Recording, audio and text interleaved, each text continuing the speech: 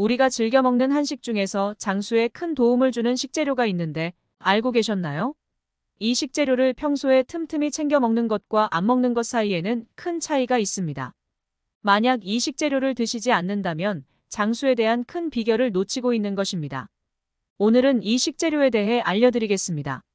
식사 시 틈틈이 이 식재료를 섭취하면 장수에 큰 도움이 될 것입니다. 그렇다면 어떤 식재료가 장수에 도움을 줄까요? 이를 제대로 파악하기 위해서는 국내 장수, 어르신들이 어떤 식습관을 가지고 있는지에 대한 대규모 연구가 필요합니다. 국내외에서 노화 연구의 대가인 박상철 전남대 연구석좌 교수님께서 이를 밝혀냈습니다. 박 교수님은 10년 이상 한국을 비롯해 전 세계에 살고 있는 100세 넘은 장수들을 직접 찾아다녔습니다. 이들의 식습관을 면밀히 살펴본 결과 한국 특유의 장수 먹거리를 발견했습니다. 즉, 현대판 불로초를 찾은 것이지요. 박 교수님이 찾은 그 두 가지 식재료는 무엇일까요? 바로 시작하겠습니다. 첫 번째는 바로 들깻잎입니다.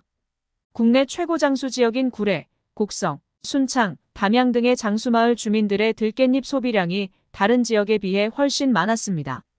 깻잎의 해독 성분을 현대의학과 영양학의 관점에서 해석하면 베타카로틴의 효과로 여겨집니다.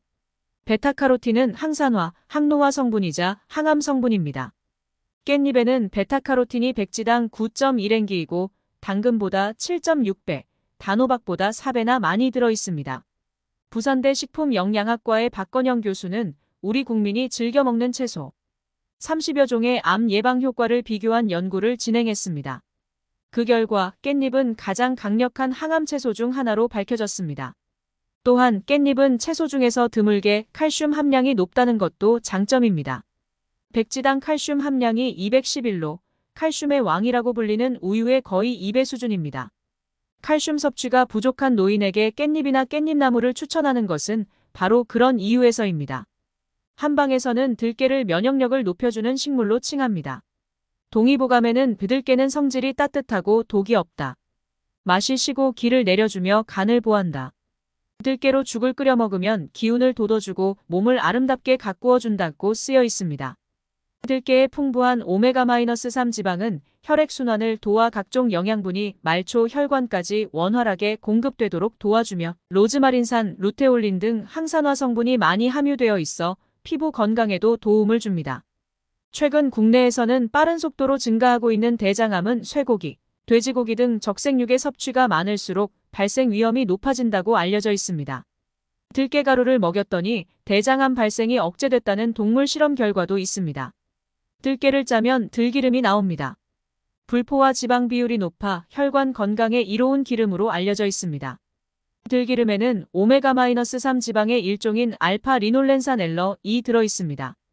엘러는 체내에 들어온 뒤 오메가-3 지방으로 변환됩니다. 오메가-3 지방은 혈중 콜레스테롤 수치를 낮춰서 동맥경화, 고지혈증, 심장병, 뇌졸중 등 혈관 질환을 예방하는 데 기여합니다. 들기름이 최근 장수를 돕는 웰빙 식용유로 인기를 모으는 것은 이런 이유에서입니다. 한국인의 장수 음식 중 두 번째로 소개할 식재료는 바로 발효식품입니다. 발효식품에는 된장, 간장, 청국장, 김치 등이 포함됩니다. 왜 발효식품이 장수에 도움을 줄까요? 발효라는 미생물의 작용에 의해 유기물이 분해되어 인간에게 유용한 물질이 생성되는 현상을 말합니다. 발효 과정은 영양소가 증가되고 식품이 소화와 흡수되기 쉬운 형태로 변하며 유산균을 비롯한 여러 유익한 미생물이 생겨납니다. 이러한 유산균은 콜레스테롤 제거, 비만 예방, 면역력 강화, 자연 치유력 증대, 항암 효과 등의 다양한 효과가 있습니다.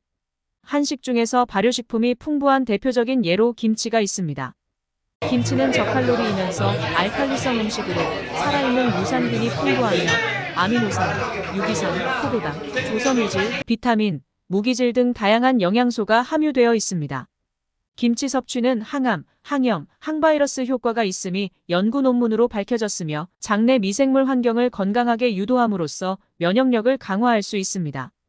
또한 우리의 전통 발효식품인 된장은 고혈압, 동맥경화, 심장병을 예방하고 혈액의 흐름을 원활하게 하며 노인성 치매 방지와 간 해독에도 효과가 있는 것으로 알려져 있습니다. 또한 우리 고유의 술인 막걸리는 몸에 유익한 유산균이 풍부하게 함유된 음료입니다. 한 병의 막걸리에는 요구르트 100병과 맞먹는 700-800억 마리의 유산균이 들어 있습니다. 식이섬유가 풍부한 막걸리를 마시면 대장 운동이 활발해져 변비를 예방하는 데 도움이 되며 심혈관 질환 예방에도 효과가 있습니다.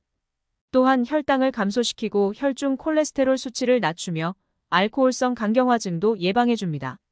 위 음식 외에도 건강한 장수를 위해선 박 교수님은 움직이라고 강조합니다. 선진국의 100세인 남녀 비율은 1대4로 여성이 많은데 한국은 1대10으로 현격히 여성이 많다는 것입니다. 이는 한국 남성이 유난히 몸을 움직이지 않기 때문이라고 박 교수님은 말합니다. 박 교수님은 당당한 노년을 위해 골드 인생 3원칙을 제안합니다. 그 첫째는 하작입니다. 뭐든지 하면서 노년을 보내야 한다는 것입니다. 장수인들의 특징은 늘 뭐든지 하는 것이라고 했습니다.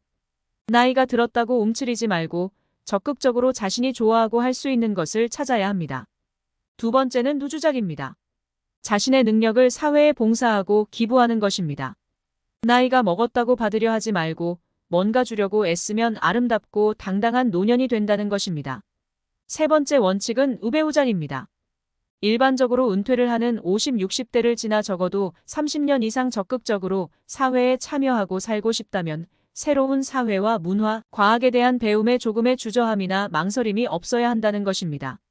잘 살아야 잘 떠날 수 있어요.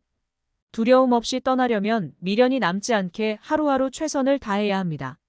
그것이 100세인들이 우리에게 주는 가장 큰 교훈이라고 교수님께서 말씀하십니다. 시청해주셔서 감사합니다.